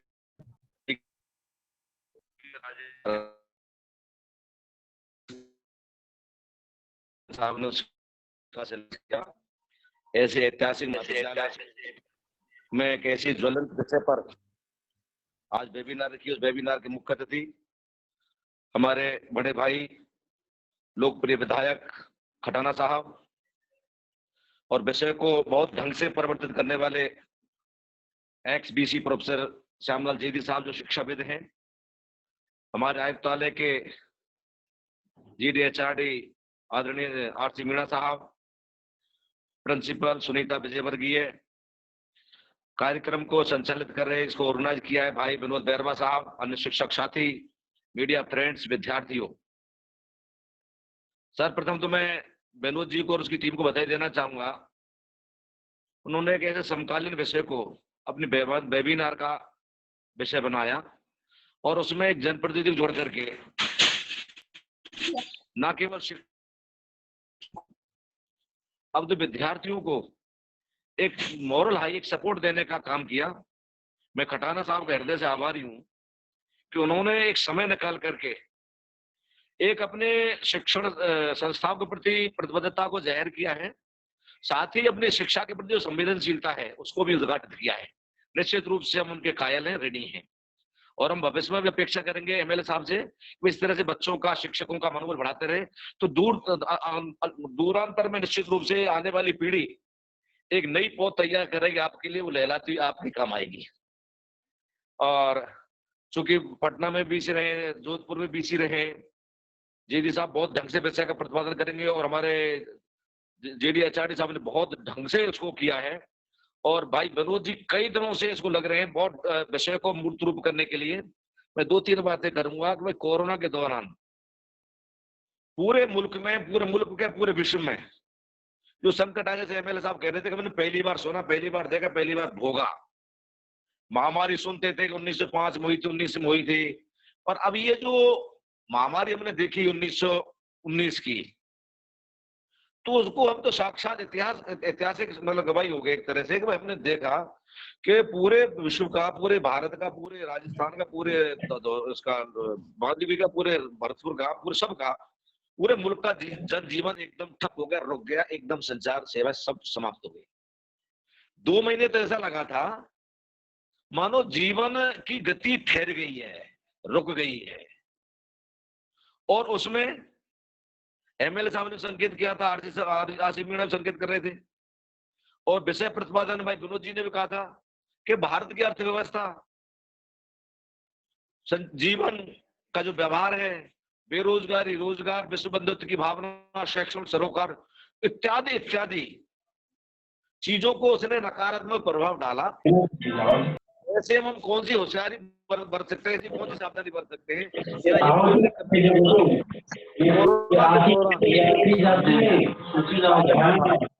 आर्य साहब फरमा रहे थे कि सरकारी जो प्रबंधन था, वो सरकारी प्रबंधन न केवल राजस्थान में बल्कि भारत में, उससे अपितु पूरे विश्व में प्रबंधन के दौरान माननीय अशोक गहलोत साहब की संवेदनशीलता की, उनसे इंतजाम की, उसके प्रबंधन की पूरे मुल्क में, पूरे अंतरराष्ट्रीय विश्व धरातल पर उसकी तारीफ हुई। पूरी जनप्रतिनिधि से लग रहे, पूरा सरकार, पूरा व्यवस्था, पूरा शासन के साथ में जो एक सेटअप था, पूरी ताकीदी के साथ में उन्होंने जनजीवन को बचाने के लिए अपनी प्रतिबद्धता, अपनी संवेदनशीलता, अपनी जवाबदेहता उन्होंने उजागर की। और उस जवाबदेहता, संवेदनशीलता का नतीजा ये हुआ कि कोरोना में जनहानि हमारी कम हुई, अर्थव्यवस्था पर जरूर प्रतिकूल असर पड़ा, और जो कोरोना के दौरान लॉकडाउन खोला, उससे धीरे धीरे हमारे सबसे बड़ा तो हमारी एक साइकोलॉजिकल इफेक्ट पड़ा मनोविज्ञान पे। क्योंकि जो चीज जिनकी हमारी इम्यूनिटी वीक थी, हम किसान चेतना के आदमी हैं, जहाँ पोल्यूशन ज्यादा था, जहाँ इम्यूनिटी वीक थी, वहां निश्चित रूप से कोरोना ने बहुत अटैक किया। इसका जीता जागता उदाहरण जैसे हमारा महानगर दिल्ली है, जयपुर है, कलकत्ता है, जहां भी महाराष्ट्र है, तो जहाँ प्रदूषण ज्यादा था, इम्यूनिटी वीक थी, निस्संदेह कोरोना का बहुत बड़ा अटैक हुआ था। और एक जैसा मैडम सुनीता जी कह रही थी कि ऐसा अदृश्य जंतु, चूंकि ये तो बिल्कुल वायरस है, दिखाई नहीं देता, इसका कोई इलाज नहीं है, बचावी इलाज है। तो जो 2 अक्टूबर को माननीय हमारे जन आकांक्षाओं के प्रतीक श्रीमान अशोक गहलोत साहब ने जो एक नारा दिया था, नो मास्क नो एंट्री, तो उसको हमारे एनएसएस, एनसीसी, स्काउट के बच्चों से पूरे भारत, पूरे राजस्थान में जन आंदोलन खड़ा करने की जो हमने एक जागरूकता अभियान छोड़ा, उसमें काफी हद तक हम सफल हुए, और उसमें सब में आपका सहयोग मिला।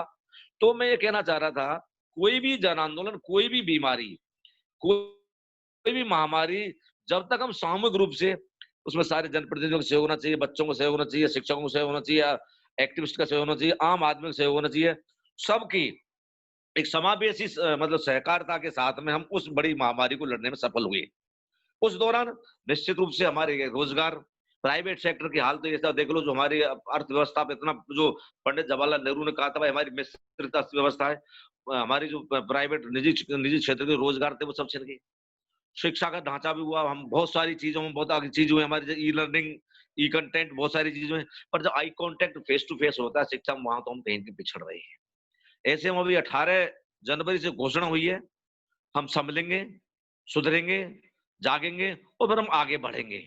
तो मैं कहना चाहता हूं, एक ऐसी कसक, एक ऐसी यादगार, एक ऐसी संवेदनशील चीज देके जा रही महामारी, कि इसमें हम जागरूकता के साथ साथ हमें अपने सबको अपने सुरक्षित रख करके अपने अर्थतंत्र को मजबूत करना है, चाहे वो घर का मामला हो, चाहे वो आप निजीकरण का मामला हो, चाहे सरकारी तंत्र का मामला हो। कितने सारे लोगों को मतलब रोजगार से हाथ धोना पड़ा, मजदूर अप्रवासी मतलब अपने गांव आए, कितने सारे मतलब लोग आए, हम खाने कमाने के लिए लोग गुजरात गए, गुजरात से लोग कितने मात्रा में किसी से।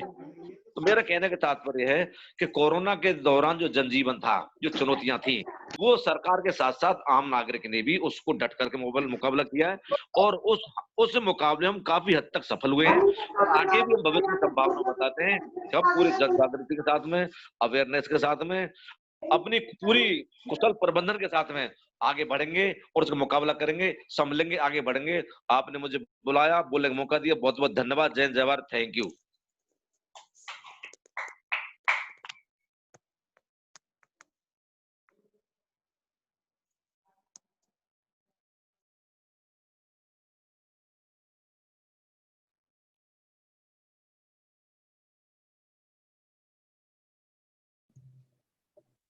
बहुत बहुत धन्यवाद डॉक्टर बने सिंह जी कि आपने इस कोरोना महामारी के दौरान सरकार के साथ साथ जनता की किस तरह सहभागिता रही और सबने मिलकर के इस मुश्किल दौर से अपने देश को बाहर निकाला, इस पर प्रकाश डाला और इसने कुछ बहुत सारी सकारात्मक चीजें भी हमको दी और हमारा जीवन जो कोरोना से पहले था वो बाद में ऐसा नहीं रहा, उसमें बहुत सारे सकारात्मक परिवर्तन भी आए जो हमें आगे के लिए काम आएंगे। अब मैं इस कार्यक्रम को आगे बढ़ाते हुए इसके हमारे जो मुख्य वक्ता हैं, देश के प्रसिद्ध समाजशास्त्री और चिंतक एक्स वीसी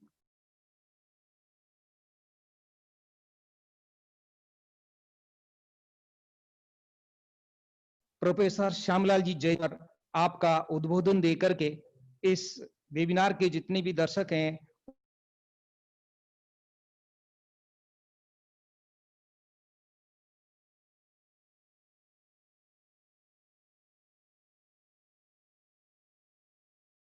उनको कृतार्थ करें।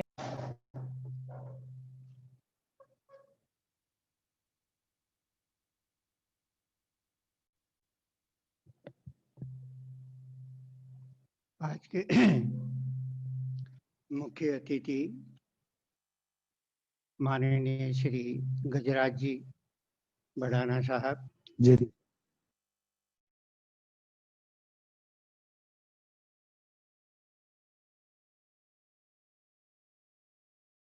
कोई करेंगे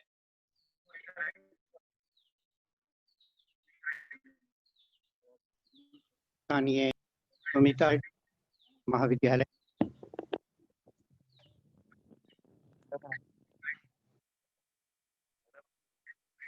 Shri R C Meena sahab, joint director college education, Shri Banne Singh ji, state coordinator Rajiv Gandhi study centre Jaipur. इस आयोजन के साथ जुड़े हुए केसी मीना साहब, भाई बेरवा साहब और गुजर साहब,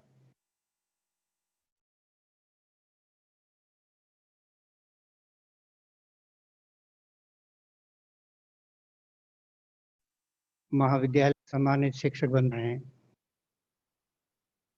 मेन विषय पर मैं अपनी बात पेश करूं उसके पहले कुछ मेरे दिल और दिमाग में थोड़े समय के लिए माननीय एमएलए साहब से जो मेरी गुफ्तगू हुई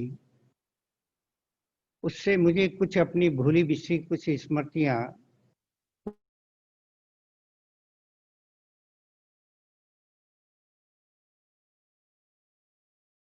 उन्हें तरोताजा हुए गुजारिश करना चाहूँगा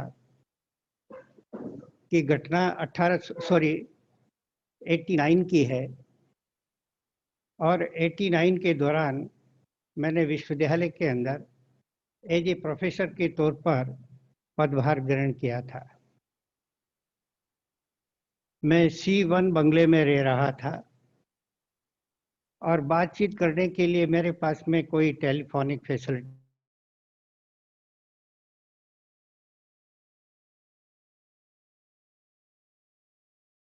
नहीं थी।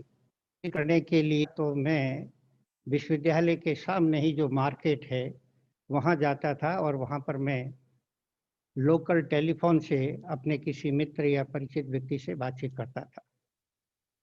मुझे याद आ रहा है कि जब मैं किसी एक शख्स से बातचीत कर रहा था तो बातचीत करने के पहले उसने मेरे नंबर मांगने की कोशिश की कि आपके नंबर क्या है। तो मैंने कहा मेरे पास में टेलीफोन नहीं है इसलिए मैं नंबर तो आपको नहीं दे सकता हूँ। ये बात सुन करके उन्होंने जो बात कही मैं माननीय एमएलए साहब आपके समक्ष पेश करना चाहता हूँ। उसका एक विशेष प्रसंग है और वो ये है प्रसंग, उन्होंने कहा ये कैसे विश्वविद्यालय के प्रोफेसर साहिबान हैं जिनके बंगले पर कोई टेलीफोन की फैसिलिटी जी नहीं है। ये हादसा हुआ और उसके बाद में कुछ ऐसे शख्स से मेरा परिचय हुआ जो कि राजेश पायलट साहब के पीए के तौर पर काम कर रहे थे और वो राजस्थान विश्वविद्यालय में ही केमिस्ट्री विभाग में थे। जी वर्मा साहब, उन तक मेरी पीड़ा पहुंची और उन्होंने मेरे को ये कहलवाया कि आप तो एप्लीकेशन लिख करके दे दीजिए। और मैंने एप्लीकेशन लिख के दी और आप यकीन नहीं करेंगे एमएलए साहब, दूसरे दिन ही मेरे पास में टेलीफोन की फैसिलिटीज अवेलेबल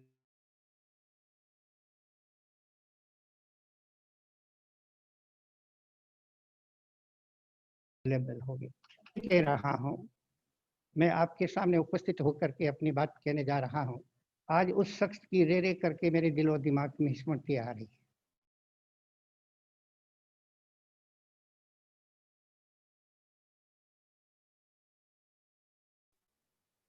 भूल सकते हैं। याद आ रहा है, जैसा कि एमएलए साहब ने स्वयं ने अभी मेरे से इस बात का जिक्र किया कि जब मैं राजस्थान विश्वविद्यालय के अंदर कुलपति के तौर पर काम कर रहा था, तो ये किसी विषय पर मेरे से मुलाकात करने के लिए पधारे थे। आज उन्होंने उस घटना को स्मरण करवाया और उस स्थान पर स्मरण करवाया जिस स्थान पर राजेश पायलट साहब की जो मूर्ति लगी हुई है और जिस महाविद्यालय के अंदर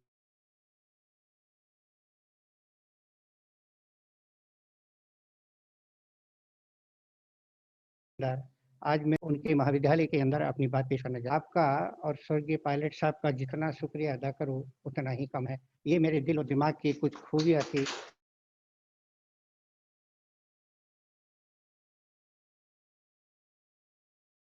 जो मैंने आपके एक अंतिम बात जो मैं कहना चाहूंगा कि जैसा कि एमएलए तो आते रहते हैं और जाते रहते हैं, लेकिन शिक्षण संस्थाओं के साथ में जुड़ करके उनको अपनी लीडरशिप देना, ये बहुत कम लोगों के अंदर खूबी हमें देखने को मिलती है। मैं नहीं जानता था, लेकिन मंच संचालक महोदय ने जिस तरीके का और मैडम साहिबा ने भी अपने उद्बोधन के अंदर जिन बातों का संकेत किया, उससे सुनकर के लगता है कि आपका शिक्षा जगत के प्रति कितना लगाव है और अटैचमेंट है। और यही कारण है कि न केवल आपने मूर्ति की स्थापना करवाई, बल्कि आपने गर्ल्स एजुकेशन को प्रमोट करने के लिए एक अलग से महाविद्यालय की स्थापना करवा दी। ये कोई कम क्रेडिट नहीं है। और जैसा कि इस बात का भी जिक्र किया गया था कि जो स्थानीय एमएलए होते हैं उनको प्राचार्य कोई भी हो, वो हर फंक्शन के अंदर महाविद्यालय के अंदर आमंत्रित करते हैं। लेकिन जैसा कि उन्होंने जिक्र भी किया कि बहुत कम ऐसे अवसर आए जब किसी स्थानीय एमएलए साहिबान का उनको पैट्रोनाइजेशन मिला हो या अपना मिला हो। लेकिन उन्होंने आपकी खूबी का जो जिक्र किया है उसको सुन करके मुझे बेहद खुशी हुई कि आप शिक्षा जगत के अंदर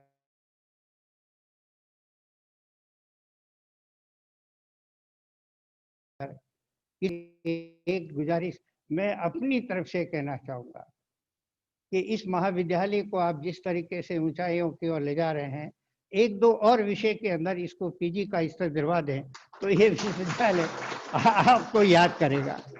मैं इन्हीं लफ्जों के साथ जो मेरी भूली बिसरी बातें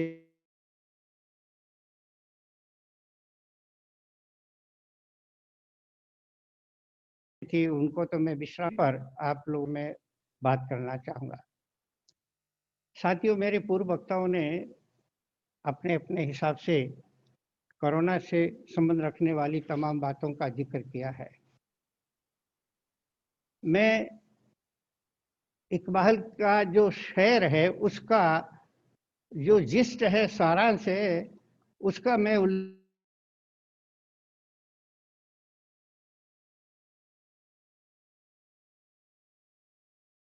करना चाहूँगा कि पहले, और वो ये है कि बल्कि सदियों से एक नहीं अनेक आक्रमण होते रहे हैं। चाहे हम आक्रमणों की बात करें और आक्रमणों के अलावा अगर मानव निर्मित और प्रकृति निर्मित विपदाओं का भी अगर जिक्र करें तो इस मुल्क ने कोई एक विपदा है नहीं झेली है, बल्कि अनेकों किस्म की विपदाओं को झेली है। मैं स्मरण कराना चाहूँगा 1800 के आसपास में कलकत्ता के अंदर अकाल पड़ा था। उस अकाल के दस्तावेज को जब मैं पढ़ रहा था बहुत वर्षों पहले,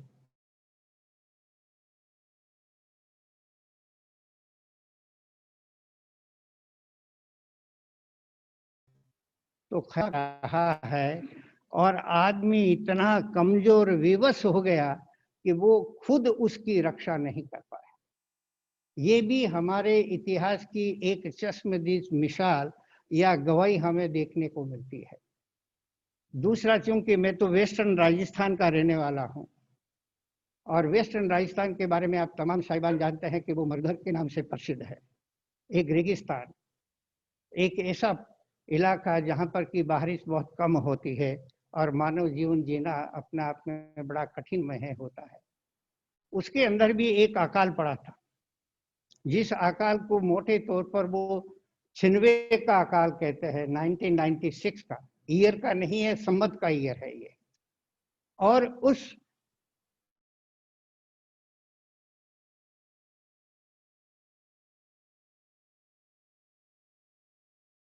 छिनवे आदमी सरवाइव नहीं कर की जो खूबियां रही है, उन खूबियों में एक खूबी ये भी रही है कि चाहे संकट कितना भी आ जाए, लेकिन उस संकट के बावजूद भी वो अपना अस्तित्व बनाए रख सकता है। और यही बात इकबाल ने भी अपने शहर में जो कही थी, मैं उसी से अपना व्याख्यान शुरू कर रहा हूँ। कोरोना क्या है?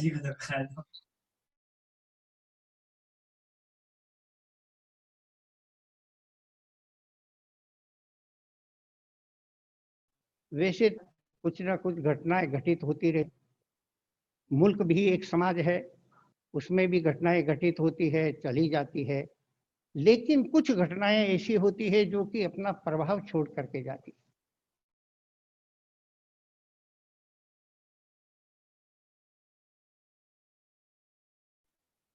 है।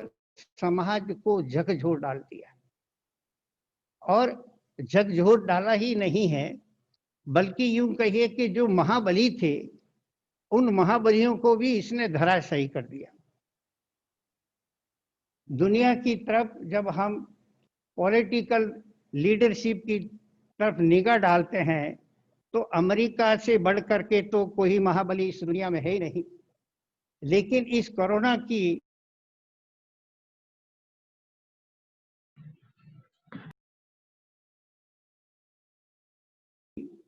इसको भी घुटने टेकवा दिए। पारिवारिक स्तर पर या संस्था के स्तर पर या मुल्क के स्तर पर कोई संकट आता है, कोई दिक्कत आती है, तो उस वक्त परीक्षा होती है उस मुखिया की जो उस समाज का, उस परिवार का या उस मुल्क का वो रहनुमा होता है।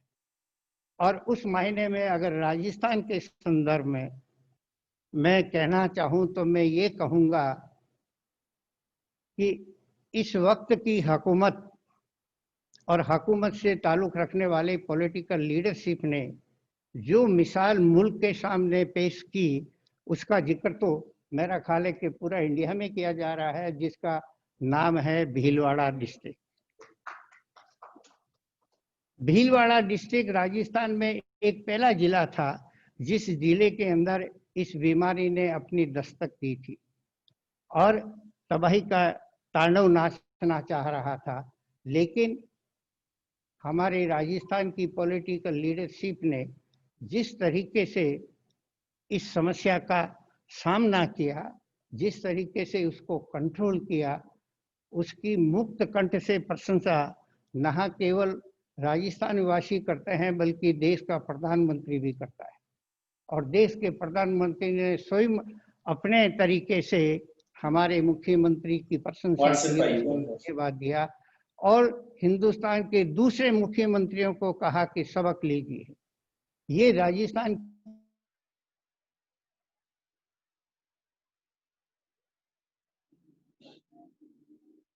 की पॉलिटिकल लीडरशिप हो। यहाँ तक भी देखिए कि सेंटर स्तर पर भी गवर्नमेंट ने जिस प्रकार के मेजर्स लिए थे इस बीमारी के संदर्भ में, उसको लेकर के भी WHO भी हिंदुस्तान की तारीफ कर रहा है। ये भी हमारे लिए कोई कम खुशी की बात नहीं है। मेरा कहने का अभिप्राय यही है कि लीडरशिप की परीक्षाएं होती है और जब लीडरशिप किसी भी तरीके से नाकामयाब हो जाती है तो उसका खामिया प्रजा को भी भोगना पड़ता है। इन तमाम खूबियों के साथ साथ में 3 बात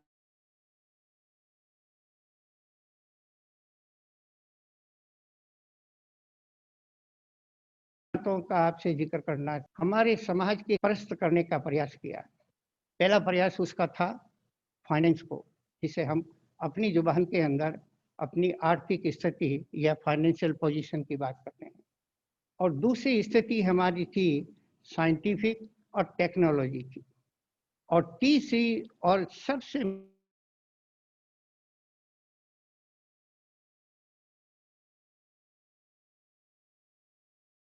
महत्वपूर्ण, और चूंकि ये बीमारी मोटे तौर पर हेल्थ से तो ताल्लुकात रखती है मित्रों, लेकिन हेल्थ के साथ साथ में इसने मानवीय मूल्यों को जिस तरीके से प्रभावित किया है, उसको चिंतन और विचार का केंद्र बनाने की जरूरत है हमारे।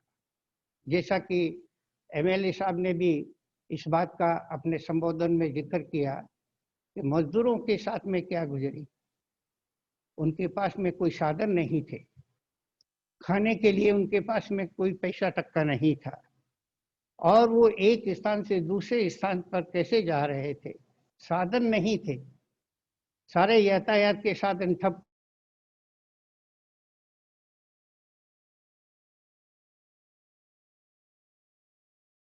पड़े थे।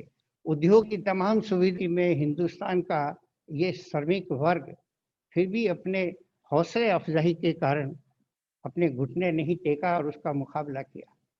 मैं स्मरण दिलाना चाहूँगा बिहार की एक लड़की का, जिसका आपने भी टेलीविजन पर जिक्र जरूर सुना होगा। वो अपने वालिद साहब को साइकिल पर बिठा करके हरियाणा से लेकर के बिहार तक जाती है और उनको सही सलामत पहुंचा देती। ये हौसला है हिंदुस्तानियों के अंदर, और इस हौसले के कारण ही हिंदुस्तान के ऊपर जितनी भी विपदाएं आती हैं और आती रही है, उन सब का उसने डट कर के मुकाबला किया है। तो सोशल वैल्यू जरूर हमारी जरूर प्रभावित हुई है, उसको कोई नकार नहीं सकता है। और उस वक्त जो वॉलंटरी एजेंसीज थी, उन्होंने भी आगे आकर के अपने तरीके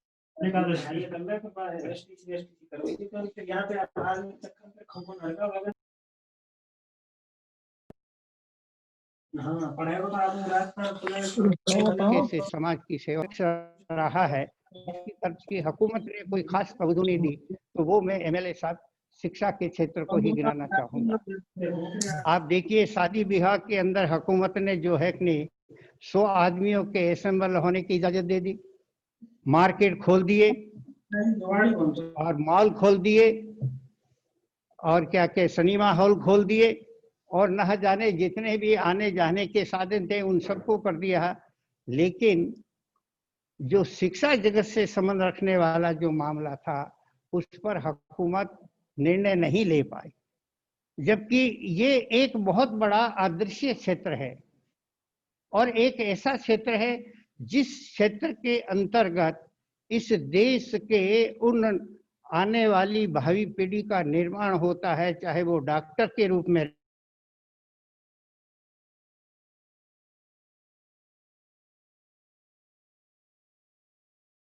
रहे, क्लियर के तौर पर अपनी सेवा दे, उसको लंबे समय तक उपेक्षित हुकूमतों ने किया है। और जैसा कि आज के पेपर के अंदर इस बात का जिक्र आया है कि अब संभवतया शायद 15 तारीख के आसपास में स्कूल और कॉलेजेज और यूनिवर्सिटी को ओपन कर दिया जाएगा, जहां पर कि तालीम के सिलसिले में वापसी शुरू होगी। एक बात जरूर है, मेरे कुछ साथियों ने इस बात का भी जिक्र किया कि ऑनलाइन टीचिंग की एक शुरुआत हुई है।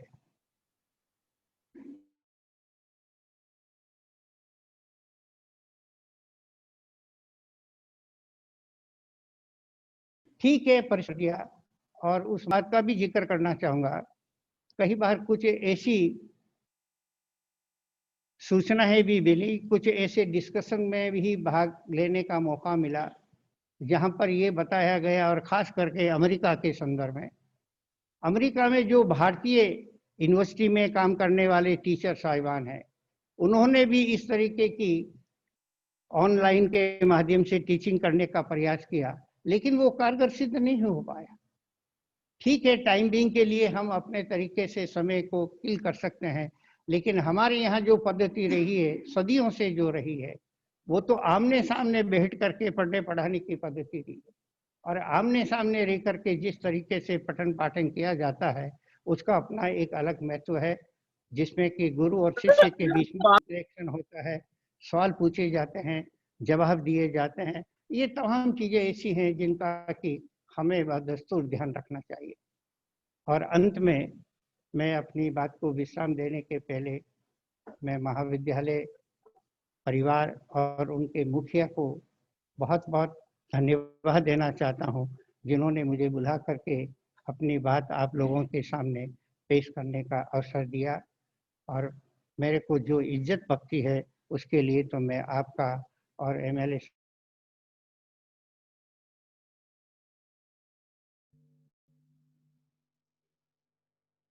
साहब का जितना शुक्रिया। जय हिंद, जय भारत।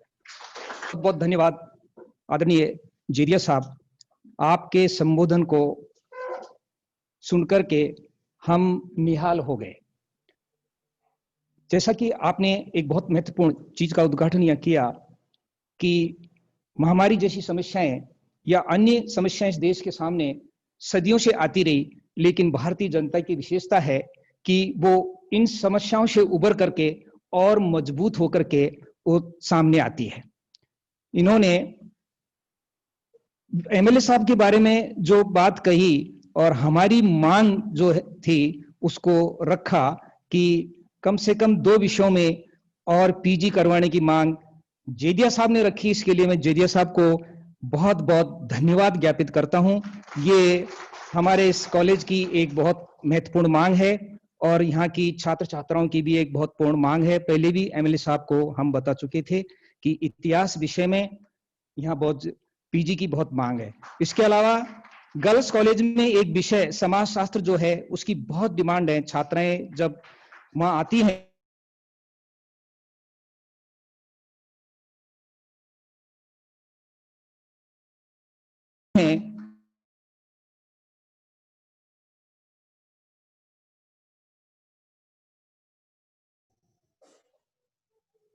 तो वो प्रवेश नहीं होता है तो बड़ी निराश हो जाना पड़ता है। ध्यान देंगे और ये लाभ हमको इनका मिलेगा। मैं एमएलए साहब से एक और छोटी सी बात कहना चाहूंगा कि जेदिया साहब का हमारे इस कॉलेज से एक विशेष लगाव है। उसको भी मैं उस बिंदु को उद्घाटित करना चाहूंगा कि पहले भी आप आ चुके हैं। इसके अलावा इनके दामाद जो हैं वो इसी महाविद्यालय में सह आचार्य इतिहास के पद पर कार्यरत हैं। इसलिए जेदिया साहब से तो हमारा बहुत विशेष लगाव है और उनका आशीर्वाद जो है वो हम पर हमेशा बना रहता है।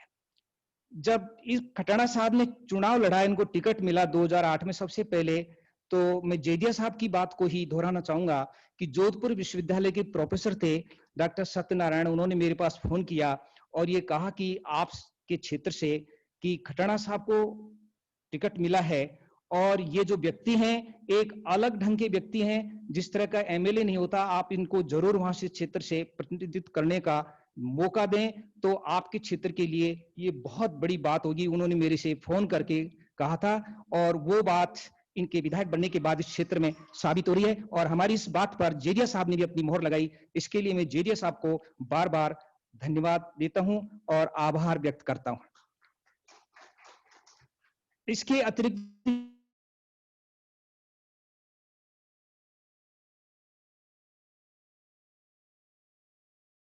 जेदिया साहब ने बहुत बड़ी बात, ये ऑनलाइन शिक्षा को लेकर ये आपातकाल की ही एक व्यवस्था हो सकती है और क्लासरूम टीचिंग का कोई जवाब नहीं है। ये एक बहुत बड़ी बात उन्होंने कही कि क्लासरूम टीचिंग में गुरु और शिष्य, छात्र और अध्यापक जो है जब आमने सामने होते हैं, उनकी आंख एक दूसरे से मिलती है तो छात्र के अंदर एक परिवर्तन होता है और ये ऑनलाइन सिस्टम में वो मौका छात्र को नहीं मिलता।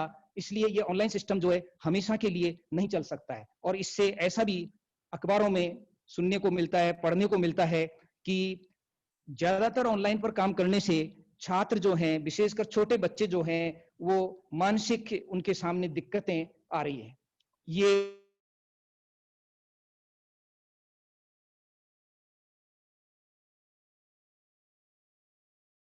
अभी बहुत सारे को इन्होंने बहुत बड़ी बात या कोई जवाब नहीं है, और सरकार से भी इन्होंने एक तरह से ये कहा कि सारी चीजें पहले खोलने के बाद शिक्षा को इन्होंने सबसे लेट जो है वो खोला। चलो, सरकार ने फिर भी इस पर ध्यान दिया और शायद 18 जनवरी से ये स्कूल और कॉलेजों में फिर बाहर लौटेगी, ऐसी मैं आशा करता हूं। और एक बार पुनश्च जेदिया साहब को मैं हृदय से बहुत बहुत धन्यवाद देता हूं।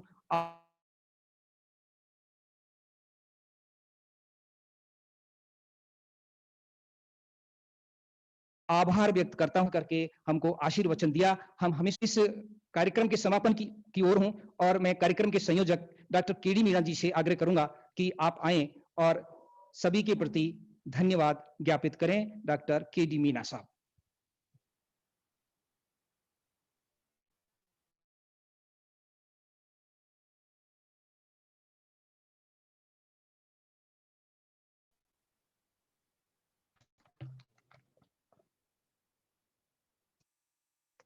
सम्मानित मंच पर विराजमान हमारे माननीय मुख्य अतिथि जी जी.आर. खटाना जी, लोकप्रिय विधायक बांदू की, विशिष्ट अतिथि डॉक्टर R.C. मीना जी, संयुक्त निदेशक JD HRD, आयुक्तालय कॉलेज शिक्षा जयपुर, मुख्य वक्ता प्रोफेसर श्यामलाल जी जेदिया जी, पूर्व VC राजस्थान विश्वविद्यालय, जोधपुर विश्वविद्यालय, पटना विश्वविद्यालय, वक्ता डॉक्टर बनय सिंह जी, राज्य समन्वयक NSS Rajiv Gandhi study circle, अध्यक्ष महोदय श्रीमती सुनीता विजय जी, नरेंद्र बैंसला जी, एवं वेबिनार में सभी प्रतिभागी सदस्य, आप सभी के प्रति मैं धन्यवाद ज्ञापित करता हूं कि आपने इस कार्यक्रम में भाग लेकर इनकी शोभा बढ़ाई। तब विशेषकर श्री विधायक जी जी.आर. खटाना जी, प्रोफेसर श्यामलाल जेदिया जी, मैं महाविद्यालय परिवार की तरफ से धन्यवाद ज्ञापित करना चाहूंगा कि इन्होंने पधार कर हमारा मनोबल बढ़ाया। एक बार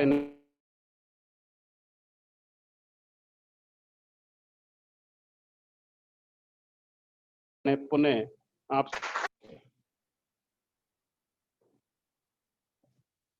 बहुत बहुत धन्यवाद प्रोफेसर केडी मीना साहब। अब कार्यक्रम जो है समापन की ओर है, और इस कार्यक्रम की यादगार जो है हमारे इन अतिथियों को बनी रहे, इसके लिए जो स्मृति चिन्ह है, मोमेंटो है,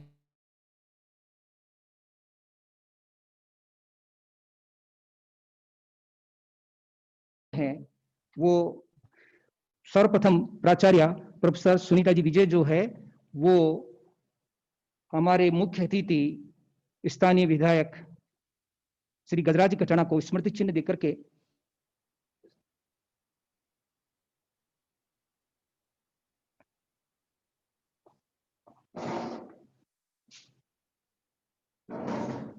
बहुत बहुत धन्यवाद खटाना सर, हमारे माननीय विधायक महोदय खटाना जी। अब मैं आमंत्रित करता हूं इस कॉन्फ्रेंस के कोऑर्डिनेटर समन्वयक डॉक्टर मुन्नालाल गुर्जर सर को कि आप मोमेंटो से प्रोफेसर श्यामलाल जेदिया साहब का उनको मोमेंटो प्रदान करें। प्रोफेसर ML गुर्जर सर, बहुत बहुत धन्यवाद सर, आपका बहुत बहुत धन्यवाद सर। अब मेरा आग्रह है कि अभी हमारे सर इस कार्यक्रम के बाद आप सभी के लिए अल्पाहार की व्यवस्था है। अब राष्ट्रगान के लिए आप खड़े